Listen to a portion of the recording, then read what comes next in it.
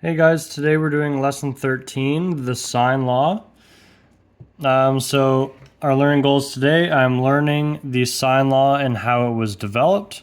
I'm learning how to use sine law to find missing sides and angles in oblique triangles. Now, I recommend you guys take a look at this video. You don't have to type in this exact link if you want. If you want, just type in sine law proof on YouTube. And it will show you how we get to sine law. And it's really interesting because the sine, cos, tan trig ratios we used so far this unit are actually used to make sine law. And sine law is a pretty simple law, but the proof is interesting, and you'll see it's a little bit complicated, but it's pretty straightforward how you can go from the right angle triangle ratios we did to now sine laws for non-right triangles. Okay, so take a look at that video, and then you can come back to this. So the sine law so what it is as a formula, and remember, as I just said, we use this for non-right triangles. So if you're trying to find an angle, so if you're finding an angle, sine law looks like this. So if you're finding an angle, you put the angle on top. And remember, angles are always capital letters we use for angles, okay? And then you put the side on the bottom. And sides, we use small letters. And we set that equal to another angle. You can call this one B. And side B. Okay? So this is the formula. Now you can make yourself a note and say, okay, on the bottom here are our sides. And on the top here are our angles. Okay. And the important thing about sine law is that if you have a triangle, leave yourself some room over here because we are going to write some more. So if you have a triangle like this, okay, let's call this angle A, and then always across is side A, okay? And then if we call this B, across from B is side B, and then we could call this C, and across from C is small c. Okay? So what's important with sine law is that whatever angle we're looking for goes on top. So if we're using this formula, we're putting this angle on top. Okay? And then, so that's being divided by the angle across, or the side across from it. And then we set that equal to a angle on the side that we know. This should make more sense when we get into examples, but that's sort of how this works. So that's for finding an angle. If you're finding a side, all you do is, it's the same thing, but you put the sides on top. So finding a side. So same thing, except we're going to put the sides on top. So we do A over sine A equals B over sine B. Okay, so the sine always goes with the angles. These are the angles. And then the sides are always by themselves, and we represent those with small letters.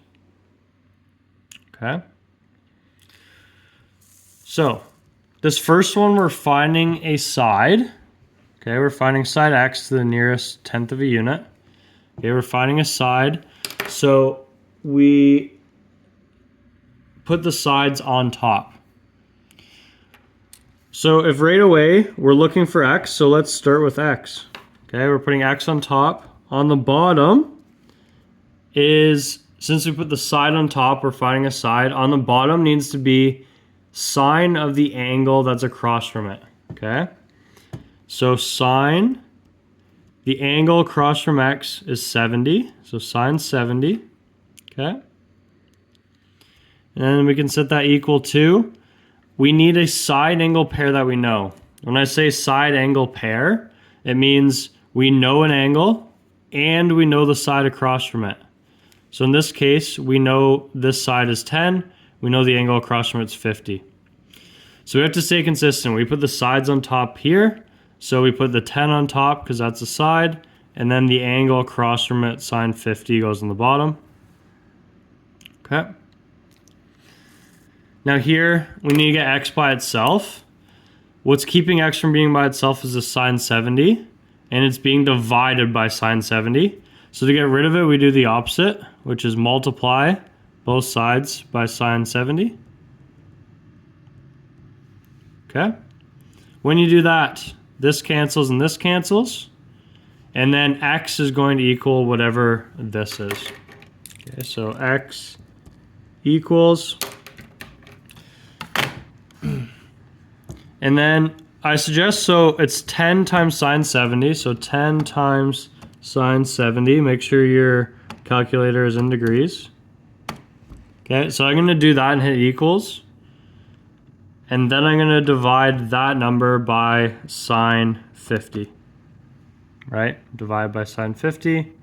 And we get 12.3. We're going to the nearest tenth. So we leave it as 12.3. Okay, and that's your final answer. And that's all there really is to sine law. You just want to make sure you get the original setup right, and then you should be good. Okay, this one. This immediately gets a little bit more tricky, a little bit more thinking. So again, we're finding a side, so we're going to put the side on top. So we're putting x on top. But underneath this, we need the angle across from it. It has to be the angle across from it. We can't use these two angles, okay? Has to be the angle across from it. Good news is, we know these two angles. So if we do 180 minus 35 minus 88, because all angles have to add up to 180. So if we subtract the other two angles from 180, we'll get what this third angle is. So 180 minus 35 minus 88 is 57. So this means that this angle here, so 57, this angle here is 57 degrees. So now we know the angle across from the x is 57, so we can say sine 57 equals. And then on the right hand side, you always do a side angle pair that you know, okay? So we know this side is 44. We know the angle across from it is 88. So we do 44 over sine 88. Okay? And then this step to get x by itself is always going to be the same. We're going to times both sides by sine 57. Okay? And on this side they cancel. We're left with x equals. If I'm going too fast for you guys, just remember you can pause the video and go back if you need to. So we're doing 44 times sine 57 equals, and then we're dividing that number by sine 88 equals. Okay, so we get 36.9.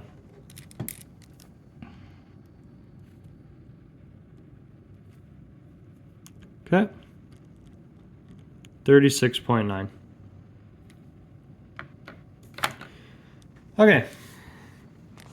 Next one. I should put, there is units here, millimeters, so I should put millimeters there. Okay. Last one on this page. So we're finding a side again. And right away we can see, so if we're finding this side, we need to know the angle across from it. And we don't right now, so we need to do 180 minus these two angles. So 180 minus 118 minus 52 equals 180 minus 118 minus 52 is 10, which means this angle here is 10 degrees. Okay? And notice, I forgot to mention, none of these triangles are right triangles, right? That's why we're using sine law, because none of these triangles have a 90-degree angle. Okay, all the angles are different. Okay, so again, using sine law, the missing side goes on top, And then on the bottom, we do sine of the angle across from it, which is sine 10, equals, so we know our side is 45. That's the side we know, so we're going to use that. And we know the angle across from it is 52.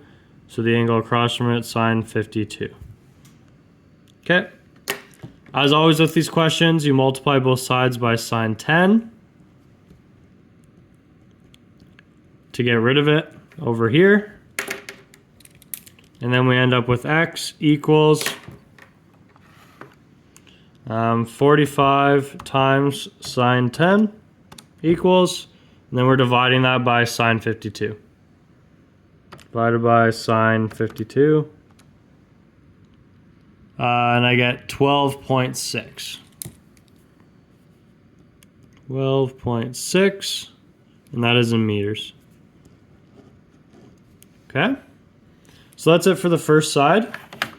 Now if you flip over the back side, we are going to start finding angles.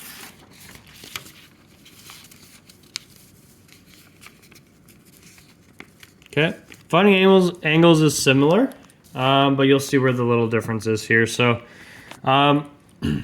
remember, like I said, if whatever you're finding you want to put on top, right? Our formula for finding angles has the angles on the top. So we're going to do that here. So if we're trying to find angle V, this is angle V, okay? We put sine V on top, sine V, okay? Whatever we're trying to find goes first. Now, we need the side across from it to go on the bottom, okay? So across from V is 11.1. So we put 11.1 on the bottom.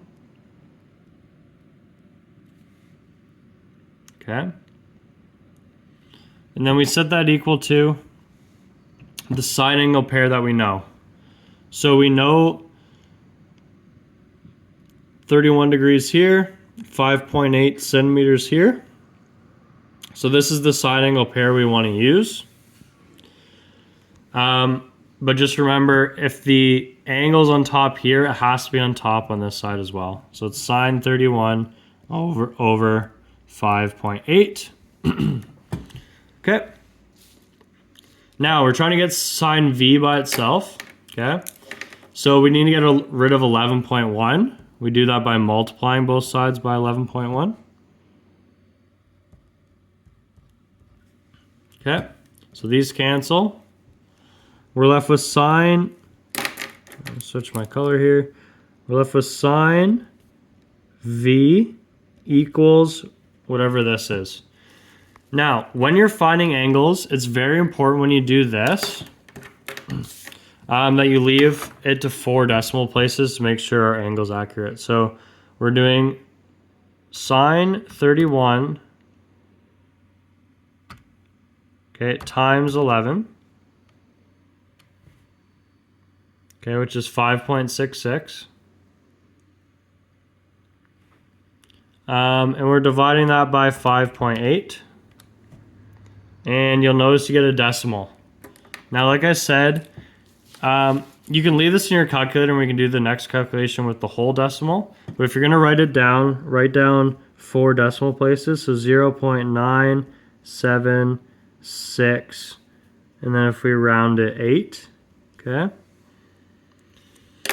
And then you'll notice this is like solving angles on trig ratios, on right angle triangles like we did. So we need to get rid of sine. The only way to do that is do the inverse sine of both sides. So sine inverse of both sides. So over here what happens is the sines cancel and we're left with V. And that's going to equal the inverse sine of our decimal. So in this calculator in particular, you can just do the inverse sine of the answer, and that will give you your angle. So it's 77.6 to the nearest degree, so we can round this to 78. 78 degrees. Okay. Okay, on to the next one. Find the measure of angle P to the nearest degree. Okay, so we're looking for we're looking for this angle here. But here's the problem right off the bat. So we do not know the side across from it. Okay? In order to directly use sine law to find this angle, we have to know the side across from it. And remember, this is not a right triangle, so we couldn't use Pythagorean theorem to find this. So we actually have no tools to find this side. Okay? What we can do though, we know 180 minus the other two angles will give us this side. So if we start by finding this angle here, angle R, if we find angle R, then we can use R and Q to find P. Okay? So we're going to start by finding angle R. So remember, we put sine R on top if that's what we're finding. Across from R is 41. Set that equal to, the side angle pair we know is this Q, right? 28 and 39. So we do sine 39, sine of the angle, over 28. Okay. And this will help us find R. Once we find R, we can find P. Okay, so again, getting rid of the 41, we multiply by 41 on both sides. Okay, so these cancel. And we're left with sine R equals whatever this is. Now, you have to be careful in your calculator. I forgot to mention this in the last one. You want to make sure you do not want to do 39 times 41 and then take the sine of that, okay? So if you want to be careful, you could just do the 41 first and then multiply that by sine 39, just to make sure you're not multiplying 41 and 39, okay? That would get you the wrong answer. So if you want to do it this way, it might help. Okay, so we just multiplied those two, got this, and then we need to divide by 28, and you should expect a decimal here. So 4 decimal places, 0.9215. And then at this step, we will always, to get rid of the sign here, we need to take the inverse of the other side. So sine inverse of this decimal. Okay, and then we can get R is, so the sine inverse of the answer is 67. We're just going to the nearest degree, so 67 degrees. Okay, and then just remember our goal here was to find P, and P is going to equal, we now know the other two angles, so P is going to equal 180 minus the other two angles, so minus 39 minus 67. So P is going to equal 180 minus 39 minus 67, which is 74 degrees. And that is our final answer. Okay. Okay. Last one here. We are solving the entire triangle MNO. Okay. When you're solving an entire triangle like this, you want to be consistent with what you're calling each side, okay? So remembering across from big M is small m, right? Across from big N is little n. And across from big O is little o. Okay, so when you give me a final answer, you guys need to make sure that your answers are in terms of capital M's or small m's and so on. Okay. Okay. So we want to strategize what is going to be best to find first here. And if you look, so we have a side angle pair, and that's what we need to use sine law in general. So that's good. And then we know this side. Okay. So the easiest thing is going to be to find the angle across from that side that we know, okay? So we're going to use this to help us, N and N. And then because we know O, we can easily find the angle across from it. So for finding angles, we're going to start with sine of the angle. So sine O, this is a big O because it's the angle, over the side across from it, so 28, equals the side angle pair we know. So the angle needs to go on top. So sine 62, okay, over, across from that is 31, so over 31, okay. And now we do what we've been doing on this page to get O by itself to find angle O. Okay, so we multiply by 28 on both sides. Okay, these cancel. We're left with sine O is going to equal some decimal. So 28 times sine 62 equals, and divide that by 31. So if we go to 4 decimal places, we have 0.7975. Okay, and then inverse sine both sides.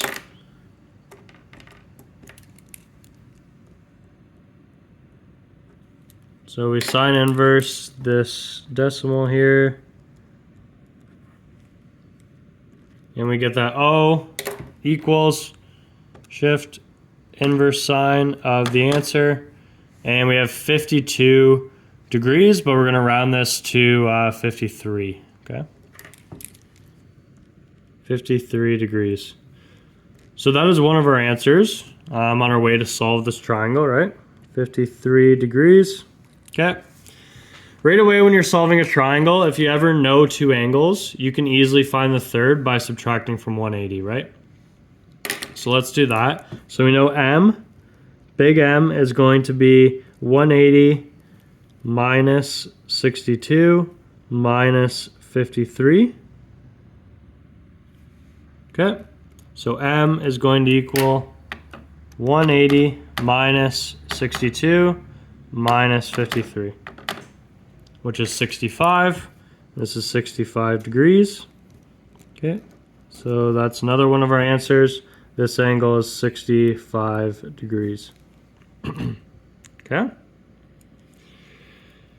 So if you take a look at this triangle now, we know all the angles, we know two of the sides. The only thing left we have to find is small m. Okay. So again, we're going to use sine law to find small m. I'm just going to put a barrier here so it's a little bit organized. We can see where we're at. So if we're finding small m, that is a side, so we need to put the side on top and then the angle across from it on the bottom. So across from m is big M, which is sine 65. We set that equal to, now we have a sine angle pair here and we also have one here. Doesn't matter which one you use, but I always recommend using the one that was given in case we made a mistake here, right? So let's use the one that's given. So the side is going on top. So we have 31 over sine 62. Okay. Now to get m by itself, we have to multiply both sides by sine 65. Okay, multiplying both sides by sine 65. These cancel. We're left with m equals so 31 times sine 65 equals divided by sine 62. So we get 31.8. Because it's a side, we can do one decimal place, so I'll just leave it as 31.8, okay? So 31.8. And then just remember, if I ask for a chart, all I really care about in a chart would be that you just put all your answers that you found. So 31.8. O is 53 degrees. This is in meters, by the way. And then M is 65 degrees. And to be safe, I would always label this side 31.8. So then you can easily see all the sides in your triangle. Okay? That's it for today. Good luck with the practice. Make sure you're checking your solutions and have fun.